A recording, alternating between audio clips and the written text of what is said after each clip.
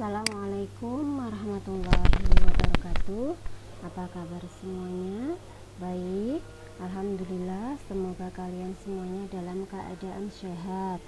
Puji syukur kehadirat Allah Subhanahu wa taala, sehingga kita dapat memasuki tahun pembelajaran 2020-2021. Sebelum pembelajaran kita mulai, mari kita berdoa bersama-sama. Bismillahirrahmanirrahim. Raditu billahi rabba wa bil islami dina wa bi Muhammadin nabiyya wa rasula. Rabbi zidni ilman nafi'a warzuqni fahman wasi'a. Amin ya rabbal alamin. Nah, di tahun pembelajaran ini, di kelas baru kalian, yaitu di kelas 8, perkenalkan Ibu Guru sebagai pengampu mata pelajaran IPA kelas 8. Sebagai perkenalan sedikit tentang biodata Ibu Guru ya. Sebentar, saya besarkan slide-nya. Biodata, nama Isti'anah. Ya, tempat tanggal lahir Demak 4 November 1982. Saya tinggal di Mbrabu, tepatnya di RT 9, RW 1, Kecamatan Tangguharjo, Kabupaten Grobogan. Nomor WA saya bisa dicatat ya, 085870314449. Pendidikan SD saya ada dari SDN 01 Margahayu Karangawen Demak. SLTP saya berasal dari MTS Taqwa Sumberjo Meranggen Demak. SLTA ya, saya dari Madrasah Aliyah Futuhiyah 2 Meranggen Demak.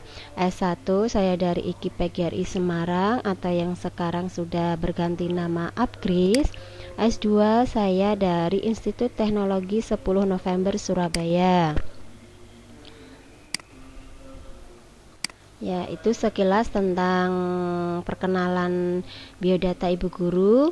Nah, untuk aturan pembelajaran, karena pembelajaran kita adalah daring, maka perlu adanya aturan-aturan. Yang pertama, kalian wajib mengikuti pembelajaran secara utuh, yaitu sesuai jadwal pembelajaran daring. Yang kedua, kalian wajib mengisi presensi online. Presensi bisa diakses mulai jam 7 pagi. Terus yang ketiga, kalian harus interaktif dalam pembelajaran, yaitu baik memberi tanggapan, pertanyaan, dan lain sebagainya. Yang keempat, tentang penugasan dan penilaian. Penugasan dan penilaian dilakukan di luar pembelajaran daring dan dikumpulkan sesuai waktu yang telah ditentukan. Selanjutnya, selayang pandang tentang mapel IPA kelas 8. Yang pertama itu ketuntasan belajar minimal.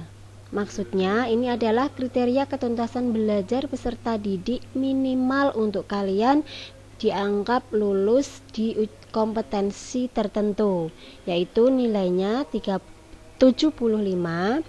Model pembelajaran kita adalah PJJ atau pembelajaran jarak jauh. Ini metodenya bisa melalui e-learning madrasah, link YouTube, WA, dan sebagainya. Atau mungkin sesekali kita nanti akan melakukan melalui metode Zoom. Nah, terus untuk materi selama pembelajaran daring ini tidak seluruh materi disampaikan dalam pembelajaran, hanya beberapa materi esensi saja yang disampaikan. Yang lainnya bagaimana, Bu? Yang lainnya kalian kalian sebagai peserta didik dituntut untuk bisa belajar mandiri di rumah bersama orang tua.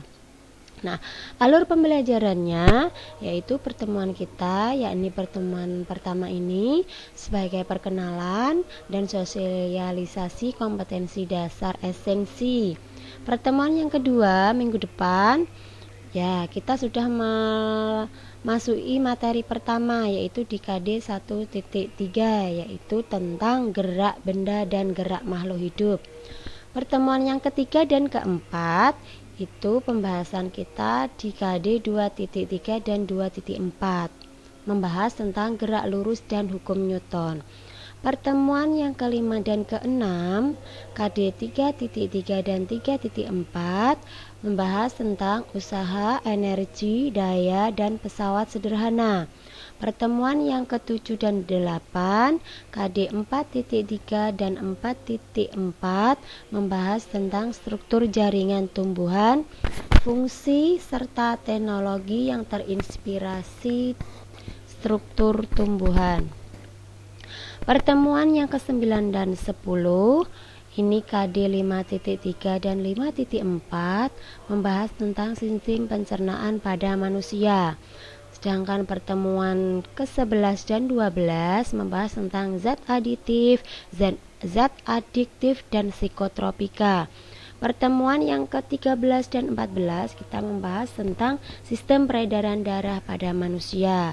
Kemudian di sela-sela pertemuan itu akan ada penilaian harian terpadu 1, yaitu pada KD 1.3 dan 2.3. Kemudian semua jadwalnya nanti akan diatur oleh kurikulum. Kemudian ada penilaian harian kedua, yaitu KD.3 dan KD.4.3, juga terjadwal oleh kurikulum. Selanjutnya di tengah-tengah semester akan ada penilaian tengah semester 1. Nah, ini jadwalnya juga dari kurikulum. Kemudian ada penilaian harian terakhir, yaitu penilaian harian 3. Ini di KD 5.3, 6.3, dan 7.3.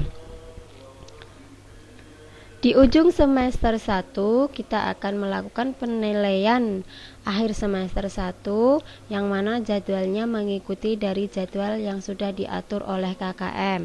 Nah, buku referensi yang bisa kalian pakai adalah 1. Buku paket kelas 8, ini sifatnya bebas, sunnah, beli boleh, tidak boleh, atau pinjam di perpus. Bagi yang dekat Berabu mungkin bisa pinjam di perpus. Terus LKS kelas 8, ini sifatnya wajib ya, yang bakal diedarkan oleh madrasah. Kemudian electronic book atau buku elektronik nanti bisa saya bagikan. Terus ada lembar kerja peserta didik, ya itu nanti setiap pembahasan materi saya bagikan lembar kerjanya. Kemudian internet, boleh kalian belajar melalui internet dan media yang lain. Terus yang selanjutnya boleh kalian mencari referensi sebanyak-banyaknya dari mana saja. Nah, bagaimana dengan alur tugasnya? Nah, semua tugas IPA itu dikumpulkan melalui link tugas pada setiap pembahasan, yang mana link tugas itu akan saya bagikan bisa melalui media learning madrasah atau lewat WA yang sudah terkumpul di wali kelas. Kemudian penilaian harian terpadu, penilaian tengah semester, dan penilaian akhir semester semuanya melalui format Google Form. Nah, bagi kalian yang nilainya belum sesuai KBM, diberi kesempatan untuk remedi atau perbaikan. Nah, itu tadi tentang sedikit perkenalan mata pelajaran IPA terpadu kelas 8. Selamat kalian sudah diterima atau naik di kelas 8. Selamat menempuh tahun pembelajaran baru, yaitu tahun pembelajaran 2020-2021. Ya, terima kasih. Di sini saya sebagai pengampu mata pelajaran IPA kelas 8 di pertemuan kita pertama ini. Saya minta maaf apabila dalam penyampaian kurang jelas, kurang gamblang. Ya, kita berdoa saja semoga wabah yang menyerang di negara kita ini, bahkan di dunia, segera berlalu sehingga kita dapat cepat bisa bertatap muka secara klasikal di dalam kelas. Ya, tetap jaga kesehatan anak-anak, jangan banyak keluar rumah, tetap stay at home. Jika keluar rumah jangan lupa pakai masker, cuci tangan, dan jaga jarak.